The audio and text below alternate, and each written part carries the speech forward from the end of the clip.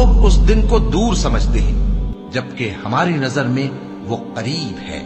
جس دن آسمان ایسا ہو جائے گا جیسے پگھلا ہوا تانبا اور پہاڑ ایسے جیسے رنگین اون، اور کوئی دوست کسی دوست کو نہ پوچھے گا حالانکہ ایک دوسرے کو سامنے دیکھ رہے ہوں گے.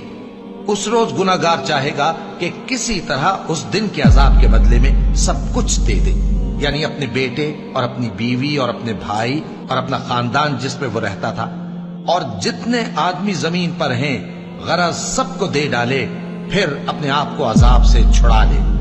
لیکن ایسا ہرگز نہیں ہوگا. وہ بھڑکتی ہوئی آگ ہے، کھال ادھیڑ کر کلیجہ نکال لینے والی.